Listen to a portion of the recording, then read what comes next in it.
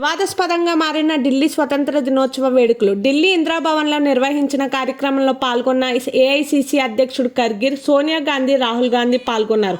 ఆ సమయంలో వందే మాతరం ఆలకిస్తున్న సోనియా గాంధీ అభ్యంతరం తెలిపారు. వందే మాతరం పూర్తిగా ప్లే అవుతున్న సమయంలో నిర్వాహకులను పిలిచి వాదించారు. ఒక పక్క వందే మాతరం పాట వస్తున్న వాళ్ళు నిర్వాహకులను పిలిచి వాదించడంతో గౌరవం కూడా ఇవ్వడం లేదని నెటిజన్లు మండిపడుతున్నారు. అయితే కాంగ్రెస్ వర్గాలు మాత్రం ఇక్కడ సోనియా అభ్యంతరం వందే మాతరంపై కాదని, ఖర్గే ఆరోగ్యం బాలేకపోవడంతో, కనీసం ఖర్గేకి కుర్చీ వేయకపోవడంతో సోనియా ఆగ్రహం వ్యక్తం చేశారని తెలిపారు. అయితే వందే మాతరం పాట జరిగే అప్పుడు కుర్చీ ఎలాగ వేస్తారు? ఇదేనా దేశభక్తి అంటే? స్వతంత్ర దినోత్సవం అంటే మన దేశానికి చాలా గొప్ప రోజు. ఇలాగ తప్పులు చేయడం కరెక్ట్ కాదని, మనం మన దేశానికి గౌరవం ఇవ్వకపోతే ఎలాగని నెటిజన్లు మండిపడుతున్నారు.